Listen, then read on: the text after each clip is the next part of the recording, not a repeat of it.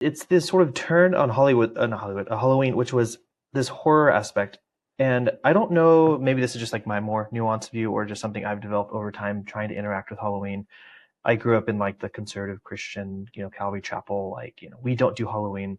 And I was always like, well, it's a cultural holiday Fall and we should probably festival. interact with. Yeah, then it was the fall festival, which I was Yeah, like, okay. I mean, I wasn't really into those, but I was like, whatever. I'm like, I feel like the fall festival might have stronger pagan roots than maybe. Halloween, but like, it was just an interesting, I didn't really navigate it. But I think it wasn't until I started reading like H.P. Lovecraft's work, which Hmm. I started like reconsidering Halloween more of in a psychological and spiritual aspect than it was like what you see on TV as far as like, oh, we're going to dress up and put some, like with the white face and the blood makeup and stuff. I was like, oh, Right. maybe there's something more interesting with Halloween as a like existential aspect, like you said, like with Guy Fawkes or with the conflicts between the Protestants and Catholics and stuff. There is sort of this in H.P. Lovecraft, even though he was like an atheist materialist, was like, oh, there's something in like the human psyche. I would argue even in like the human soul, like the fear of the unknown and the The fear of numinous. like, yes, like when you get to sort of like the edges of what we have conceived of as real. Nietzsche would even talk about this with morality. Like once you get to the edges of what you've said, have like carved out, people don't like that. There is this like very low level existential fear, and you get it a little bit in horror films. And this is why I was like, I think horror films by Christians have been given an undue card because I think a lot of horror films are done poorly. I think Kubrick did Mm. a couple good. I think The Shining is like an awesome example of a Yeah, horror film, where yeah, it's like what is horrifying is I think is actually what's horrifying. It's like there are the physical horrifying, which is the idea of like dying in a very violent way. But then there's like the sort of fundamental horrifying, which is like the inexplicable, the things that can't quite be defined in terms of our experience or in our causal relations that we normally see every day. In the world yeah. of miracles, in the spirits, like that is horrifying. And I think the Bible does refer to this. And there was a meme that was sort of being generated probably the last 6 months about like they're showing angels how they're described by Elijah or Yeah. different celestial beings. Like the the good side has horrifying things, Yeah. and we like just skip on that. Terrifying, Yes, terrifying aspect. yes, like, As Lewis and I says. think there would be it would just be interesting if like the Christian side instead of avoiding Halloween sort of played into yeah, like there are evil things that are inexplicable, but here's the good things that are also just as inexplicable and Lewis would say are like terrifying. Like these are the things that Yeah. like we don't like to talk about, we don't like to represent because we really don't have a good fix on them in our like the way life should work. Like we pick cherubims, like oh they're guardians and they hang around, but like Adam and Eve had a very different relationship with them, and we Yeah. don't depict them. Well, and the way Raphael depicts them in the Renaissance as the little Yeah, baby putis, I think in Italian, is not the way they are in the Bible, which no, are they're these incredible creatures. And yeah, I mean, yeah, Lewis talks about this in is when he makes the distinction between fear of that which we know and fear of the numinous. And was it like Problem of Pain chapter 2, I think, when he says if you knew like that there was you're in a tiger in the room next door to you, you would have a certain kind of fear. But it would be very different than if somebody just told you that in the next room there's a powerful spirit, or a ghost, right? mm, Because the yeah, tiger you're afraid of, but you're afraid of it because of what you know about it, what yeah, it could do. You right, understand it, you grasp what a tiger is capable of doing, what kind of creature it is, that it's got sharp teeth, that it's got big paws.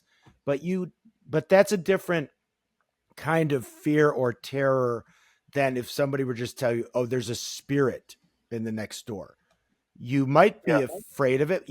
Maybe you don't even know that you're Yeah. afraid, but you don't even know why you're afraid of it. Or how to handle Well, it. and Yeah. I think and I think what Lovecraft does well is like he takes it to the next step is like we have ways of explaining the unknown, like oh it's a ghost and a ghost is this quasi-transparent thing that can move through walls and maybe they can possess you, maybe they can't. Lovecraft I think does a good job of going to the next level. Is like well there might be things that are terrifying in ways we don't really have a handle on of what it actually means that they can do or what they exactly are. Right. And I think this is what you see in some of Elijah's descriptions or something like even, where it's like, I'm looking at a creature and I think it's a creature because it's moving, but I don't know, like there's nothing I can describe that is here among us that would adequately represent what I'm seeing. And I think that's like the next level of like this is what Lovecraft will call cosmic horror. But like, I do think that like there is an interesting conversation to be had with Christians of saying, hey, we can actually, it's not the point of worshiping or even, but like having a day that does express the low level questions of our relationship to God as a being that is totally other in a way. And it's very hard to conceive of what it means to sort of have that relationship with him. And I think it's an important thing to at least consider. Well, I like how Chesterton put it. He says, fairy tales do not give the child his first idea of the bogey. What fairy tales give the child is his first clear idea of the possible defeat of the bogey. The baby has known the dragon intimately ever since he had an imagination. What the fairy tale provides for him is a St. George to kill the dragon. And I think that's an important point in all of this. What we don't want to do in Halloween is to celebrate the evil. We want to, I wouldn't, for example, allow my kids to be dressed up as demons or witches or things like that. Mm-hmm. But I don't say that they only have to dress up as biblical saints either. If you want to be a Captain America, if you want to be a Mario from Super Mario Brothers, whatever. Something representative of the heroic, the good. Or even, there's even aspects of redemption in showing, if I dressed up as the ninth circle of hell, for example, from Dante's Inferno or something like that, or the Scream, right? Do that. Well, I don't know. I'd have to think of Sea of ice or circles around me. Okay. But you see what I'm saying is it doesn't have to be. There's redemption even in the Inferno because it provides a contrast between what you should see, what there should be, and what there is. Okay. So I think that there can be that if you were, Munch's The Scream, for example, if you could paint your face to look like, that kind of guy. Oh yeah, that would not the movie, but no, the painting. Yeah. Yes, yeah. So there's value in that because it teaches you something. So let me make 2 points. One, first off, Lenny, again, you broke the rules of the Theology and Ethics podcast. You invoked Chesterton before Logan did. And we have to remember that if we're going to invoke Chesterton, Logan's got to go first with that. But as far as this kind of idea of inversion, so there are like the liminal spaces that maybe Christians should think about how to address them, these liminal spaces, how to address them in such a way that we then use that psycho-spiritual aspect that is in each of us to point towards the light of Christ, right? On the moral end, and this is maybe where we need to be careful, because when we're talking about the Protestant Catholic aspect of Halloween, it reminded me of how, like, before the Reformation, I don't know so much after, but before the Reformation in Catholic Europe, Charles Taylor talks about this in A Secular Age in some detail. The idea of carnival, right? Where a certain day or a week of the year would sort of be carved out in the feudal cities and towns, where sort of like the moral order of things, to include the ontological ordering of things in society, with the king at the top and sort of the pauper or the peasants at the bottom of that, would sort of be inverted, right, during this week of Carnival, right? And people would sort of so there'd be an inversion of the ontological order. The the peasant would get dressed up as the king, and be paraded around on his throne. But there was also sort of an inversion of the moral order, because the two were supposed to sort of relate to one another, right? Physis was Yeah. supposed to inform nomos. The structure of the world was supposed to tell us something about the moral ordering of the world. So that, you know, also people were sort of allowed during this week of Carnival, and we see this still today, you know, in Brazil and in New Orleans, and you're sort of allowed for a week to sort of let loose, let rip, right? And then, because you could always go to the parish priest or the cathedral if you're in the city and confess your sins afterwards, and then the moral order would sort of reestablish itself after this day or this week of Carnival, just as the metaphysical ordering of the world would also reestablish itself, and the king was back on his throne and the peasant was back in the field, and so on and so forth. And I would say, like, obviously, there's something in Halloween as well that sort of is like that with regards to the spiritual realm, where all of a sudden, like, we're sort of like, okay, acknowledging the maybe the reality of the unclean spirits of sin and death and decay and corruption. We're sort of acknowledging that as real. And that could then show in some way that, you know, because that's real, it also points back to goodness, truth, and the light of God in Christ as well, right? But if you don't sort of see or encounter the reality of that inversion, of that which is inverted, right? If you start to think that it's not really there, and we could do this with the supernatural realm, right? We don't, you know, like Lewis talks about as well, we could ignore the devil, as Screwtape says, either have this fascination with us that it becomes comical, or ignore it completely. So anyways, there's something there too about, as Logan was talking about Lovecraft and horror, where maybe Halloween acts as this way of reminding us of what what God's proper ordering of things actually is.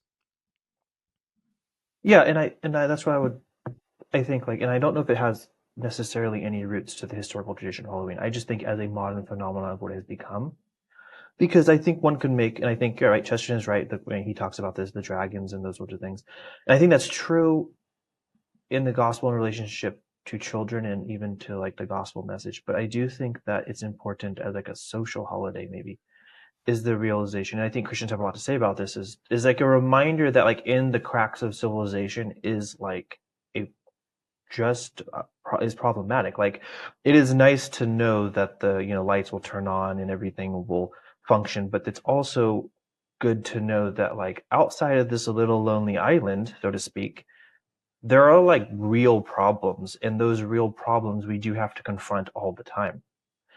And you're sure, like, in a Christian society, you can let morals slide a lot, and society generally sort of like absorbs those like punches. But there is a big question, and especially our society where we're just trying to absorb the punches all the time. They're like, well, it might be nice to have, like, if nothing else, a time where you can kind of look through the window of this sort of social and moral order that we've very much well established and see that, like, it is not always the case, and there are things that we can't control, and there are things that, like, even if it's in God's domain, it is clearly in God's domain and still outside of our control. And some of those are good things, and we're thankful. And some of those are bad things. Like, there are bad things that are not in our control, and they will ruin your life in some kind of way, to the extent of which we would acknowledge that, you know, maybe not eternal, so to speak. But there are different levels of horrifying questions or terrifying questions that the Christian should be actually working through as a Christian, and not just the response to Halloween shouldn't be like, oh, it's bad, so let's ignore it. Like, well, like, there's a lot of bad things, and like people need to sort of interact with those things to a certain extent. Yeah. And, you know, in pagan Rome, you didn't have to do that. Like, you just went down the street. But in Christian America, the pagans here aren't even real pagans. Like, I know some of them. It's like, what are you doing? Like, it's like, okay, like, you know what I mean? Like, it's a very different context. No, that's a good point, because I just finished reading Tertullian De Spectaculis, where he's admonishing Christians for going to the Roman games, both gladiatorial games, theater, and the chariot races. But I was like, what would it be like for Tertullian to walk down my block and see the 12-foot tall skeletons lawn statue, or one of these like zombie like female dolls that has the corroding face?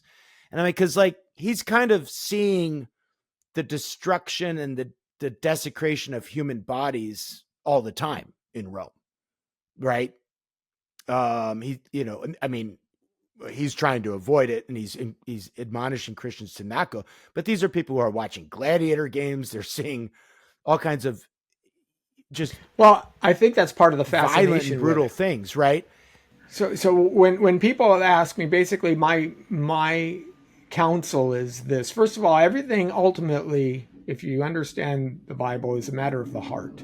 It's the heart that drives our understanding, right? It's if you look at a woman with lust in your heart, you've committed adultery, these kinds of things. So God looks upon the heart. Do we want to honor God in our life? Then is going to a costume party inherently sinful because we want to honor God? Now, like I say, I mean, we want to not glorify anything that we should take seriously. So, no, I would never tell my kid he can dress up like a demon. I would never tell my child that he or she could dress up like a pregnant nun, right? Yeah, I mean, or drug addict. You just don't glorify that kind. Or maybe even the president of the United States. I don't know, but you just don't elevate that to a level that you take it frivolously, because it's not a frivolous point. You take it seriously, but you can allow kids to have fun, right? And you can allow kids to live vicariously, like I said, as the St. George, and that a St. George of today maybe is a Power Ranger or a superhero. Yeah, that may be what that.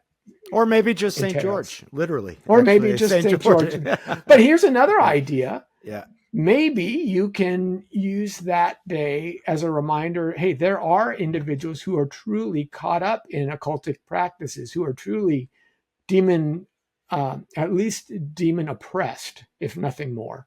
And maybe we pray for them on October 31st. Now, you'd be surprised at some, I think a lot of the witchcraft thing came again in the 20th century, where the Druid, the Wiccans and folks like that wanted to kind of wave their banner. So they were trying to take over this holiday as well.